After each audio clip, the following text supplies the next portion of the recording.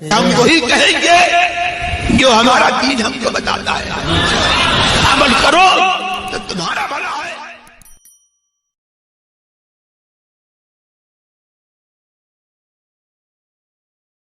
السلام علیکم ورحمۃ اللہ وبرکاتہ۔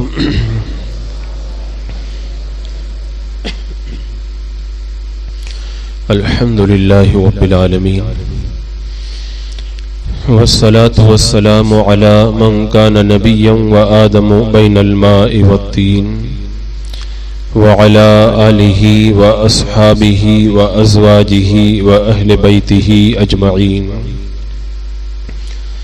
أما بعد، فأعوذ بالله من الشيطان الرجيم، بسم الله الرحمن الرحيم، فصل لربك وانحر، صدق اللہ مولانا العظیم وصدق رسولہ النبی الامین المتین الکریم، ونحن على ذلك لمن الشاہدین والشاکرین، والحمد للہ رب العالمین۔ حصول برکت کے لیے انتہائی عقیدت و محبت کے ساتھ ہمارے اور ساری کائنات کے آقا و مولا حضور اکرم سید عالم نور مجسم محمد الرسول اللہ صلی اللہ تعالی علیہ وسلم کی پرنور بارگاہ میں درود و سلام کا ہدیہ پیش کر لیں۔ اللہم صلی علی سیدنا و شفیعنا و حبیبنا و مولانا محمد و بارک وسلم، صلاۃ و سلام علیک یا رسول اللہ صلی اللہ تعالی علیہ وسلم۔ جملہ خوش عقیدہ اہل ایمان کو عید الاضحیٰ کی مبارکباد ہو۔ اللہ تبارک و تعالیٰ کا بے پناہ فضل و احسان ہے کہ اس رب قدیر نے ہمیں عید الاضحیٰ کی خوشیوں سے مالا مال ہونے کا موقع عطا فرمایا۔ آج ہم قربانی کی خوشیاں منا رہے ہیں۔ یہ قربانیاں کیا ہیں؟ اصل میں قربانی کی مختصر سی تاریخ یہ ہے کہ جب بابل کی سرزمین پر نمرود نامی ظالم بادشاہ کی بادشاہی قائم ہوئی تھی تو اس نے اپنی بادشاہی کے نظام کے اندر اپنے خدا ہونے کا اعلان کیا تھا، اور پھر اللہ تبارک و تعالیٰ نے اس نام نیاز جھوٹے خدا کی خدائی کے جو ہے وہ تابوت میں کیل ٹھوکنے کے لیے اور اسے نیست و نابود کرنے کے لیے اور اس کی عزتوں کو خاک میں ملانے کے لیے اپنے پیارے خلیل کو اسی سرزمین پر اللہ تبارک و تعالیٰ نے پیدا فرمایا تھا، اور اسے پہلے ہی یہ خبر ہو چکی تھی، اس نے خواب دیکھا تھا کہ ایک ایسا ستارہ طلوع ہوا ہے جس ستارے کے سامنے چاند اور سورج کی روشنی مان پڑ گئی ہے۔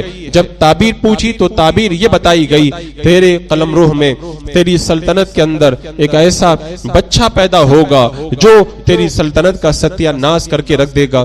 جب اس بات کو اس نے سنا، اس نے حکم دے دیا تھا جو بھی بچہ پیدا ہو اس کو جو ہے وہ قتل کر دیا جائے۔ اللہ اکبر! لیکن اللہ تبارک و تعالی جس کے پیدا ہونے کا ارادہ فرما لے، ساری کائنات مل کر بھی اس کی پیدائش کو نہیں روک سکتی ہے۔ اس نے ہر طریقے سے تدبیریں کی، لیکن اللہ اکبر!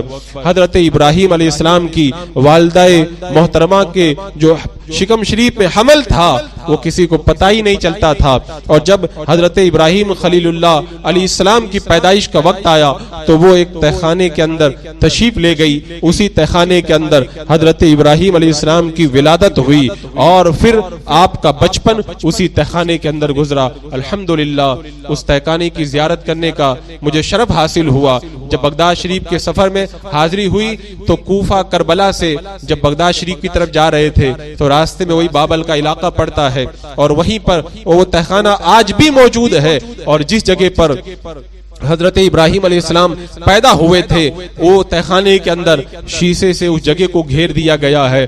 اگر کوئی ایک عام اللہ کا ولی کسی جگہ پر کچھ دن آ کر کے قیام کر لے تو وہ جگہ اتنی پرنور ہو جاتی ہے کہ جو بندہ وہاں پہ چلا جائے اس کی نورانیت کو واضح طور پر محسوس کرتا ہے۔ آپ اندازہ لگائیں، اللہ کا ایک عام نبی نہیں بلکہ اللہ کا خلیل حضرت ابراہیم علیہ السلام جس تہخانے میں نصیب پیدا ہوئے، بلکہ اپنے بچپن کے کئی سال جس تہخانے میں آپ نے گزارے اس تہخانے میں کتنی روحانیت و نورانیت ہوگی. آپ خود کبھی اس تہخانے کی زیارت کریں, وہاں پہ جا کر کے آپ دیکھیں, آپ کو ایسا لگے گا کہ کسی جگہ آئے ہیں اور ایسا لگے گا کسی بادشاہ کے دربار میں بیٹھے ہوئے ہیں. اللہ تبارک و تعالیٰ نے اس جگہ میں اتنا نور رکھا ہے کہ بندہ وہاں پہ بیٹھ کر کے جب درود ابراہیم پڑھتا ہے, حضرت ابراہیم علیہ السلام پہ جب درود و سلام پڑھتا ہے تو اس کا رواں رواں خوشی سے مچلنے لگتا ہے. اللہ اکبر. اسی تہخانے کے اندر حضرت ابراہیم خلیل اللہ علیہ السلام کی پرورش ہوئی.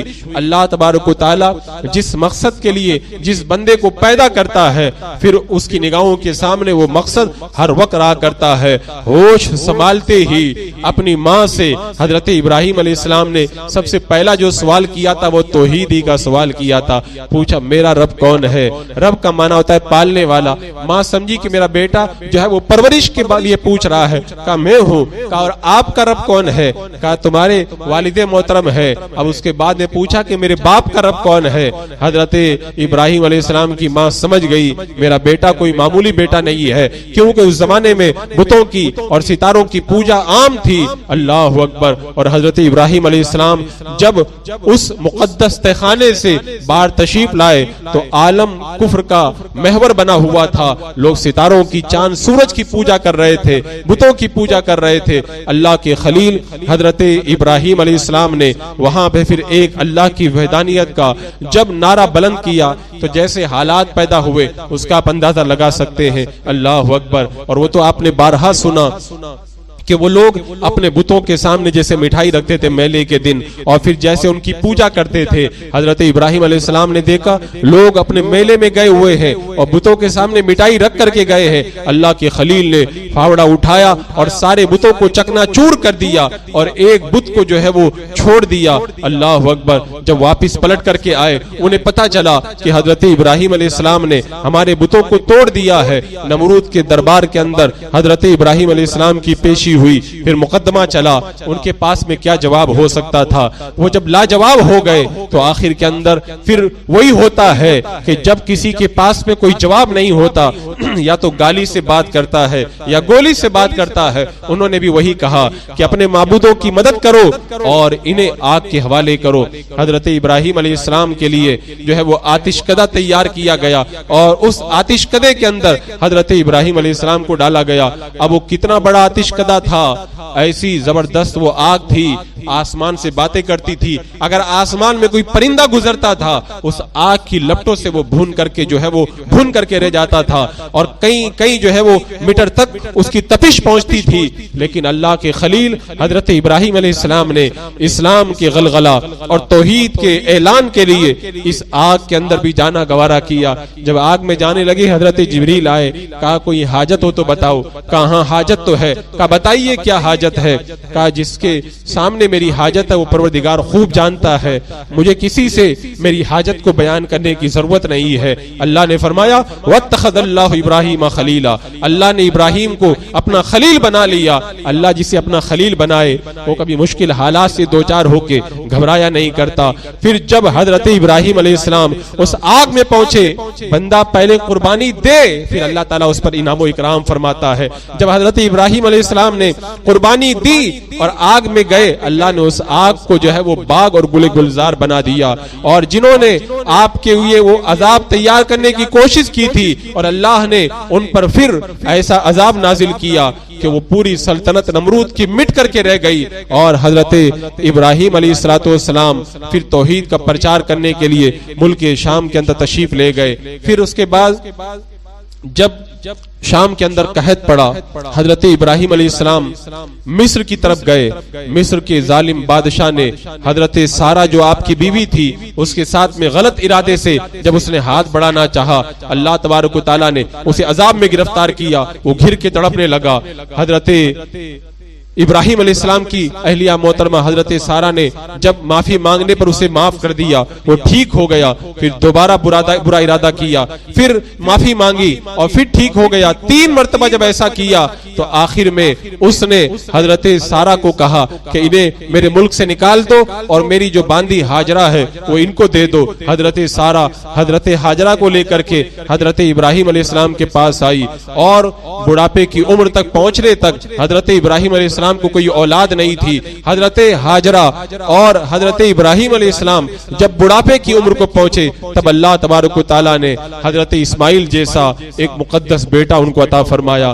اب آپ دیکھیں بڑھاپے کی عمر کے اندر جب عام طور پر اولاد پیدا نہیں ہوتی، اس عمر کے اندر اگر اللہ اولاد دے اس کا پیار کتنا ہوتا ہے۔ فرشتوں نے عرض کی مولا تو نے ابراہیم کو اپنا خلیل بنایا، اور ابراہیم تو اپنے بیٹے سے زیادہ پیار کرتے ہیں۔ اللہ تبارک و تعالیٰ نے حضرت ابراہیم کی اپنے ساتھ محبت کو دکھانے کے لیے پھر ان کے امتحان لینے کا اعلان فرمایا۔ پھر وہ کیسا امتحان ہوا، تاریخ ہمیشہ اس امتحان کو یاد رکھے گی۔ عزیزان مکرم، حضرت اسماعیل علیہ السلام جب بڑے ہوئے اور نور محمدی صلی اللہ تعالی علیہ وسلم ان کی پیشانی کے اندر جگمگانے لگا تو حضرت سارہ کو کچھ رشک پیدا ہوا اور کہا کہ ہاجرہ اور ان کے بیٹے کو میری نگاہوں سے دور کر دو۔ اب اللہ کا حکم تھا کہ جو ہے وہ سارہ کی جو ہے وہ حاجت کو پوری کیا جائے، اور جہاں پہ آج خانہ کعبہ آباد ہے وہاں پر لے جا کر کے چھوڑنے کا حکم دیا۔ حضرت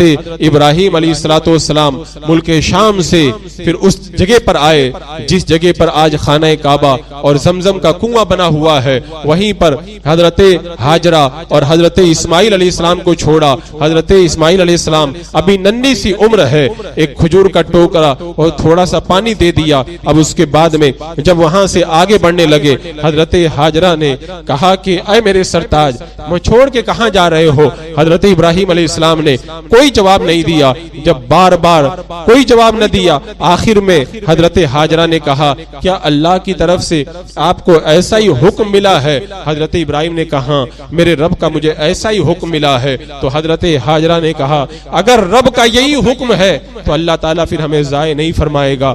حضرت ابراہیم علیہ السلام جب وادی کے کنارے پہ پہنچے تو اس وقت آپ کے دل میں اپنے چھوٹے سے بچے کی محبت نے جوش مارا۔ وادی کے کنارے پہ کھڑے ہو کے آپ نے دعا کی، ربنا انی اسکنت من ذریتی بواد غیر ذی زرع عند بیتک المحرم ربنا لیقیموا الصلاۃ۔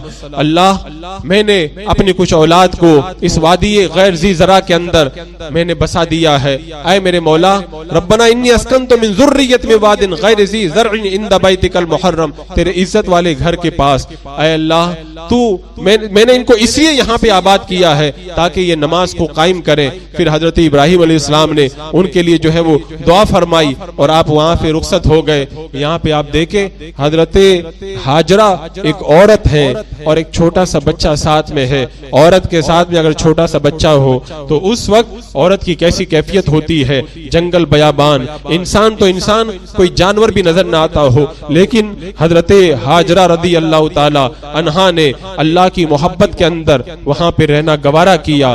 اور پھر اس کے بعد میں جو وہاں پر حالات پیدا ہوئے آپ نے بارہا سنا کہ پانی بھی ختم ہو گیا، کھجوریں بھی ختم ہو گئی، حضرت اسماعیل پیاس سے تڑپنے لگے، حضرت ہاجرہ صفا پہاڑی پہ چڑھ گئی اور اس کے بعد میں دور دور تک دیکھا پانی نظر نہیں آ رہا، دوڑ کر کے آئی، اپنے بچے کو دیکھا، پھر مروہ پہ چڑھ گئی، پھر دوڑ کر کے آئی، اپنے بچے کو دیکھا، پھر صفا پہ چڑھ گئی، 7 چکر لگائے اور بچہ پیاس سے تڑپ رہا ہے۔ ماں کی مامتا اپنے بچے کی محبت کے اندر ایک پہاڑی سے دوسرے پہاڑی کی طرف چکر لگا رہی ہے۔ اللہ تبارک و تعالیٰ کو حضرت ہاجرہ کی یہ ادا اتنی پسند آئی، صبح قیامت تک حاجیوں اور عمرہ کرنے والوں کے لیے پھر ان دونوں پہاڑیوں کے درمیان دوڑ لگانے کا حکم عطا فرما دیا۔ اللہ اکبر، جب اللہ کی محبت کے اندر بندہ قربانی دیتا ہے اللہ تبارک و تعالیٰ اس کی قربانی کو ضائع نہیں فرماتا۔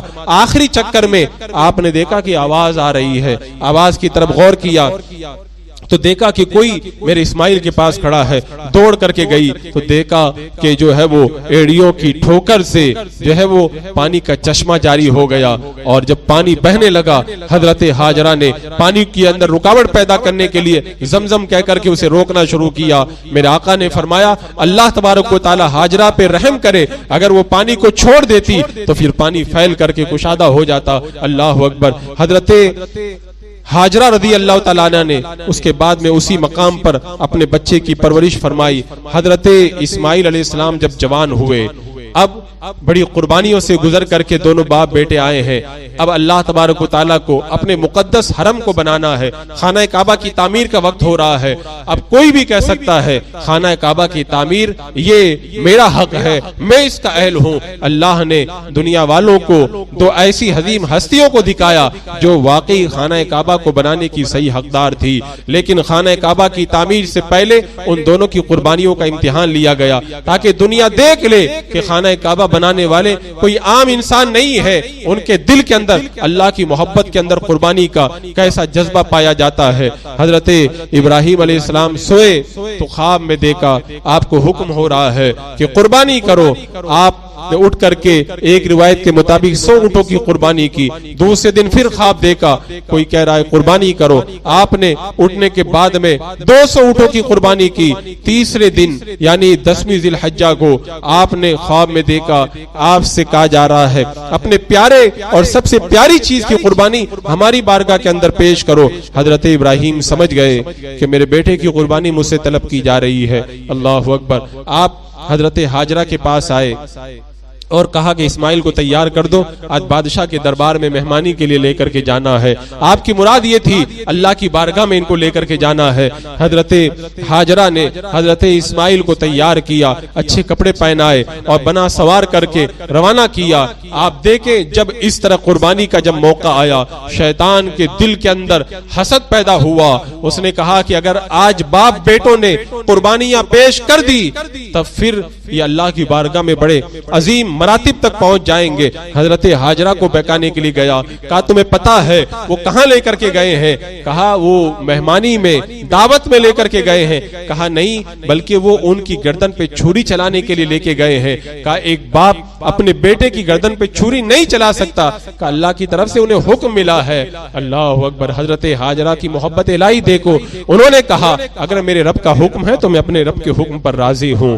اب اس کے بعد میں وہ حضرت اسماعیل علیہ السلام کو بہکانے کے لیے آیا، لیکن وہاں پر بھی بس نہ چلا۔ پھر حضرت ابراہیم علیہ السلام کو بہکانے آیا تو آج جہاں پہ 3 شیطان مینا کے اندر بنے ہوئے ہیں وہ جمرہ عقبہ کے پاس آیا۔ حضرت ابراہیم علیہ السلام کو جب بہکانا چاہا، آپ نے کنکری اٹھا کر کے اسے ماری، وہیں پر زمین میں دھس گیا۔ آگے بڑے پھر بہکانے کے لیے آیا درمیانی والی جمرہ کے اندر، وہاں پر بھی آپ نے کنکری ماری، وہیں پہ دھس گیا۔ پھر آگے بڑھے جو بڑا شیطان بنا ہوا ہے وہاں پر وہ بہکانے کے لیے آیا، آپ نے وہاں پر بھی کنکری ماری، زمین میں دھس گیا۔ اب اللہ اکبر، حضرت ابراہیم علیہ السلام آگے بڑھے اور اپنے مقدس فرزند سے کہا کہ یا بنیا انی ارا فی المنام انی اذبحک فانظر ماذا ترى، اے میرے بیٹے بتاؤ میں نے خواب دیکھا ہے کہ میں خواب میں تم کو ذبح کر رہا ہوں، تو تمہاری کیا رائے ہے؟ حضرت ابراہیم علیہ السلام نے اپنے بیٹے سے رائے پوچھی تو اس مقدس بیٹے نے کیا جواب دیا؟ تو حضرت اسماعیل نے کہا ففعل ما تؤمر، اے میرے باپ آپ کو جو حکم دیا گیا ہے آپ اس کو کیجئے، مجھے آپ صبر کرنے والا پائیں گے۔ حضرت ابراہیم علیہ السلام نے حضرت اسماعیل کو لیٹایا۔ اب ایک باپ اور ایک بیٹا ایک بڑی قربانی کے لیے تیار ہو رہے ہیں۔ چشم فلک نے ایسا منظر کبھی نہیں دیکھا ہوگا، زمین و آسمان کا کلیجہ بھی جو ہے وہ کانپ گیا ہوگا کہ اللہ کی کیسی محبت حضرت ابراہیم اور حضرت اسماعیل کے دل کے اندر ہے کہ اللہ کی رضا کے لیے قربانی دینے کے لیے پورے طور پر تیار ہیں۔ لیکن بندہ جب قربانی دیتا ہے تو اللہ تبارک و تعالی اسے کیسے انعام و اکرام سے نوازتا ہے۔ تاریخ نے بتا دیا کہ جب حضرت ابراہیم علیہ السلام نے چھری چلانے کا ارادہ کیا، حضرت اسماعیل نے کہا ابا جان میرے ہاتھ پاؤں کو باندھ دے تاکہ میرا تڑپنا دیکھ کر کے کہیں آپ کے ارادے کے اندر فرق نہ آ جائے اور میرا چہرہ زمین کی طرف کر دے, کہیں میرے چہرے پہ نظر پڑے تو محبت پدری کے اندر کہیں آپ کے ہاتھ رک نہ جائے. قربانی کا ایسا جذبہ اللہ تبارک و تعالیٰ نے اپنے ان دونوں مقدس پیغمبروں کے دلوں کے اندر دیا تھا اللہ کی رضا کے لیے. جب چھری چلانے کا حضرت ابراہیم علیہ السلام نے ارادہ کیا لیکن چھری چلنے کے لیے تیار نہ ہوئی, دوسری بار پھر چھری چلائی لیکن چھری نہ چلی. اگر چھری سے پوچھا جاتا کہ تو کیوں نہ چلی تو چھری کا جواب بھی تو یہی تھا کہ جو آگ اللہ کے حکم سے جلانے والی ہے وہی آگ جب حضرت ابراہیم کے لیے گلے گلزار بن گئی اور رب نے حکم دے دیا تو خلیل کو اس آگ نے نہ جلایا. تو اسی پروردگار کا تو حکم ہے کہ اگرچہ میرا کام کاٹنا ہے لیکن پروردگار کا جب حکم ہے کہ تجھے اسماعیل کے گلے پہ نہیں چلنا ہے تو میں کیسے چل سکتی ہوں. تیسری مرتبہ حضرت ابراہیم علیہ السلام نے جب چھری چلانے کا ارادہ کیا اللہ نے حضرت جبریل کو حکم دیا وہ جنت کا ایک جانور لے کر کے, ایک روایت کے مطابق دمبا یا بکرا لے کر کے زمین پہ بڑی تیزی کے ساتھ میں آئے اور حضرت اسماعیل کی جگہ میں لا کر کے رکھ دیا. حضرت ابراہیم علیہ السلام نے چھری چلائی تو دیکھا کہ اسماعیل قربان ہو چکے ہیں, لیکن جب غور سے دیکھا تو دیکھا کہ اسماعیل تو خوش اور خرم کھڑے ہیں اور اس کی جگہ میں جنتی جانور ذبح ہو چکا ہے. اور پھر اللہ تبارک و تعالیٰ نے ان کی قربانی کو ایسا پسند فرمایا, ارشاد فرمایا قد صدقت الرؤیا انا کذالک نجزی المحسنین. ابراہیم تم نے اپنے خواب کو سچ کر دکھایا اور تو ہم اسی طرح جو ہے وہ محسنین کو بدلہ دیا کرتے ہیں. وترکنا علیہ فی الآخرین. اور پھر ان کی اس یادگار کو اللہ تبارک و تعالیٰ نے بعد والوں کے اندر قائم اور باقی رکھا. عزیزان مکرم, یہ اللہ تبارک و تعالیٰ کی بارگاہ کے اندر